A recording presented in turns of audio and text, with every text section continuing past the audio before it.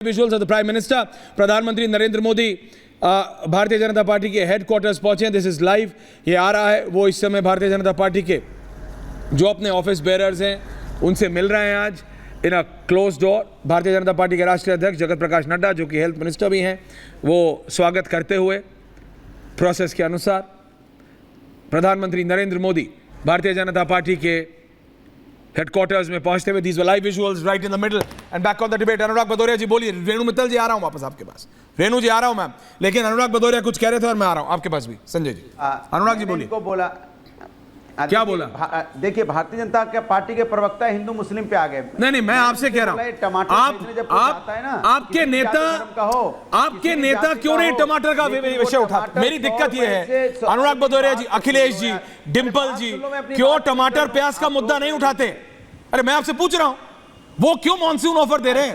आप क्यों बीजेपी के एमएलए को समाजवादी पार्टी एमएलए बनाना चाह रहे हैं? तो बोलने रातों रात नहीं, पूछ रहा हूं, सवाल तो सुनिए।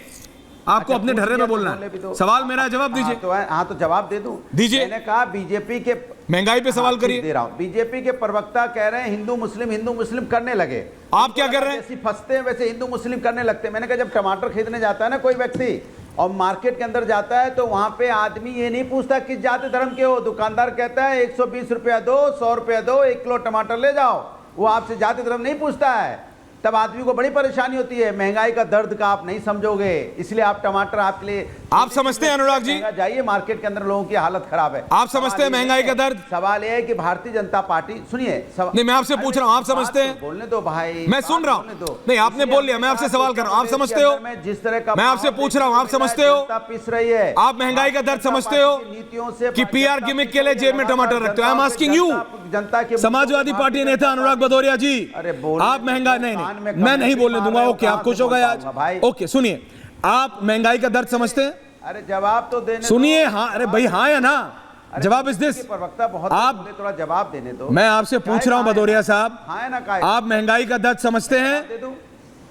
अरे यार, तो अखिलेश यादव, डिंपल यादव, राम गोपाल यादव, किसान आदमी, एक ही परिवार के नाम ले रहा हूं, धर्मेंद्र यादव, किसान आदमी, शिवपाल यादव, अक्षय यादव, आदित्य यादव, एक का तो नाम बताइए जिसने महंगाई पे एक पत्रकार वार्ता की हो 24 के रिजल्ट के बाद। एक प्रेस कॉन्फ्रेंस। अरे मुझे बोलने दो। नहीं बोलने दूंगा।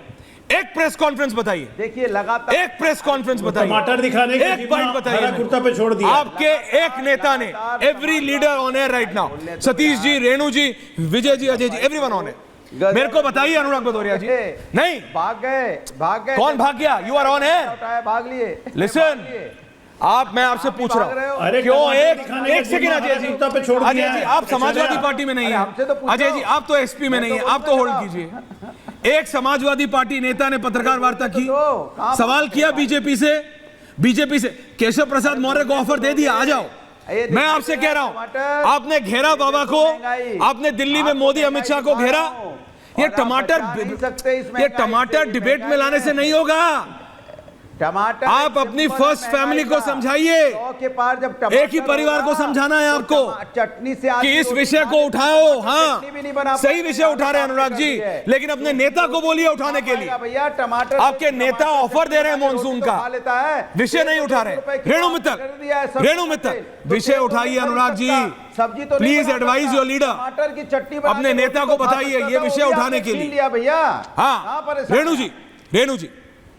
रेणु जी तो बोल रहा हूं, आप उठाएं, कहां दे रहा हूं। रेणु जी, एक शब्द ऑनर गया आपका। रेणु मित्तल जी, संजय जी को भी रखिए। रेणु जी, आप इतना महंगा आलू क्यों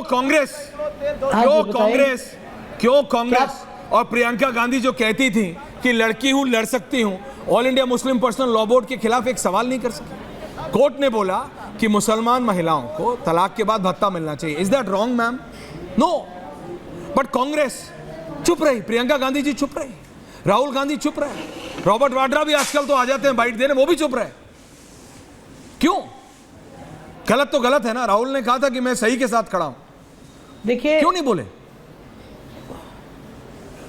सही बात है। देखिए, हर पॉलिटिकल पार्टी थोड़ा सा हेज करती है अपनी बेट्स को जो उनको सूट करता है। पर जो आपने कहा वो बिल्कुल सही है, जो सही है उसी के साथ खड़ा होना चाहिए। फाइनली वही पॉलिटिक्स आपको डिविडेंड देगा जो आप सच के साथ खड़े रहेंगे, क्योंकि ये जो इशू है हिंदू मुस्लिम का, ये बीजेपी बहुत दूर तक ले गई है। और मेरे ख्याल में बाकी सब पार्टीज जो हैं इसे अटेंशन डिस्ट्रैक्ट करके कि भाई मुद्दों पे आओ, जो डेवलपमेंट के इश्यूज हैं, गवर्नेंस के इश्यूज हैं, उन पे बात करो।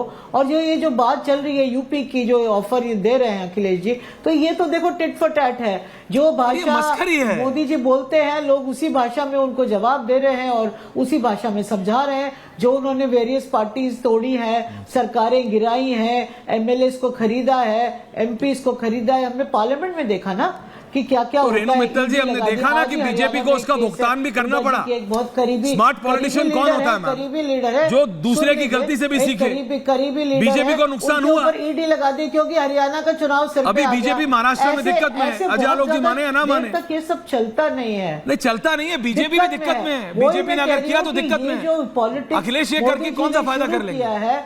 ये बहुत प्रॉब्लम है और इससे इनको और प्रॉब्लम बढ़ेगी, पर ये मान ही नहीं रहे। आज फिर ईडी लगा दी एक हुड्डा जी के करीबी एमएलए के ऊपर, और एक और एमएलए हैं जो पैसे वाले हैं, दोनों वही हैं, उनके ऊपर भी वो बेचारे भागे फिर रहे हैं। तो ये जो पॉलिटिक्स मोदी जी कर रहे हैं, सोचते हैं इससे चुनाव जीत जाएंगे, ये तो है, मुझको लगता है बिल्कुल काउंटर प्रोडक्टिव है। अगर मोदी जी अपना डेवलपमेंट और गवर्नेंस पे चले तो जरूर चुनाव जीतेंगे, पर ऐसे नहीं इसको तोड़, इसको फोड़, इसको मार, इसको पीट, इसको हटा और ये सरकार गिरा, नहीं चल सकता बहुत दिन तक। और 2024 के इलेक्शन रिजल्ट में उनको ये कुछ बात हद तक समझ में आ गई होगी, पर वो किसी हद तक बिलीव नहीं करना चाहते, वो एडमिट नहीं करना चाहते कि जिस राह पे वो चले थे वो गलत थी।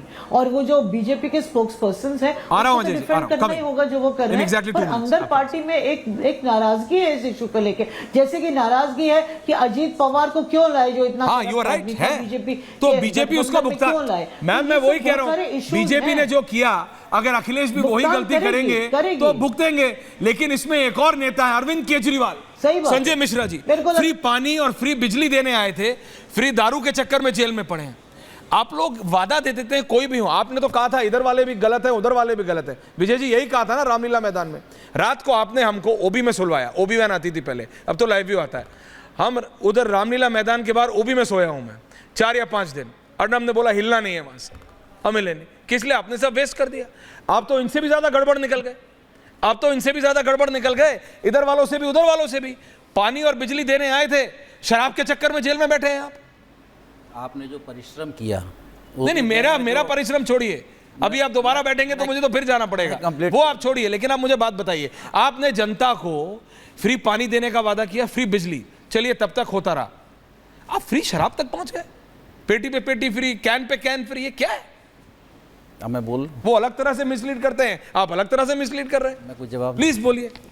मैं ये कहना चाह रहा हूँ, आपने जो उस वक्त परिश्रम किया, मेरे परिश्रम वैन में जो आप 3 रात जनता की चिंता करिए, 4 रात गुजारे जनता की, मैं कह रहा हूँ देखिए आपके सामने कितना अच्छा रिजल्ट आया। एक सरकार ऐसी बनी भारत में पहली बार, और इसलिए उनके कहने का हक है, दोनों तरफ इधर भी और उधर भी गड़बड़ है। वो क्यों बोलते हैं? उन्होंने कहा कि उन्होंने ये कहा कि हम अपनी जनता को फ्री शिक्षा देंगे, हम शिक्षित करेंगे। बीजेपी ने क्या किया? बीजेपी ने कहा हम इसमें घोटाला खोजेंगे क्योंकि हमारे नीति के खिलाफ है। अगर होगा नहीं तो हम ढूंढ लेंगे। नहीं, मैं वही तो कह रहा हूँ कि हम शिक्षा पे बात ही नहीं करेंगे, हम तुम्हें फंड ही नहीं देंगे, तुम कहाँ से फ्री शिक्षा दोगे, जनता को कहाँ से पढ़ाओगे? उन्होंने कहा भाई निःशुल्क में स्वास्थ्य सुविधा करवाऊंगा, प्रदान करवाऊंगा जनता को। इन्होंने कहा भाई कहाँ से करा लोगे, हम तो उसमें घोटाला तुमको डिस्टर्ब करेंगे। ये फ्री शराब क्यों देने लगे? तो कर लो सर। हाँ। मैं ये कह रहा हूँ, उन्होंने कहा कि नहीं हम महिलाओं को बस फ्री करके देंगे। बीजेपी बोली कैसे कर लोगे भैया, ये तो हमारी नीति के खिलाफ है, हम जनता के लिए तो जीते ही नहीं है, हम तो अपने लिए जीते हैं, स्वयं की विकास की बात करते हैं। जनता गलतफहमी में होती है कि भाई सबके विकास की बात करते हैं। और ये प्रमाण है, सिर्फ दिल्ली ही नहीं, हम कह रहे हैं कि जनता को मूर्ख समझते हैं यदि आप लोग, तो समझना बंद कर दीजिए। 40% कमीशन का कर्नाटका के मुख्यमंत्री के ऊपर, येदियुरप्पा के ऊपर 40% कमीशन लेने का आरोप लगा। बीजेपी ने क्या किया? ईडी कहां चली गई, सीबीआई कहां चली गई? तो ये समझना होगा कि विपक्ष के नेताओं के ऊपर आप सिर्फ टारगेट करेंगे, Graphics. कभी आप झारखंड के मुख्यमंत्री को उठा के बंद कर देंगे, कभी आप दिल्ली के जनता मुख्यमंत्री को उठा के जवाब बंद देगी। कर देंगे, कभी पर आप अगर इतने ही बंद कर सही थे, देंगे। नहीं मेरा एक सवाल है, अगर आप इतने ही सही थे तो 24 के इलेक्शन में लोकसभा में एक भी सीट नहीं जीते आप? हम पहले भी नहीं जीते। नहीं तो इसका मतलब जनता आपके साथ नहीं है। नहीं 14 में इसका नहीं मतलब जीते। दिल्ली की जनता आपके साथ नहीं है। बिल्कुल है। क्यों है? 70 में देखिए कितनी सीटें 24 में हमारे नहीं? पास। 70 में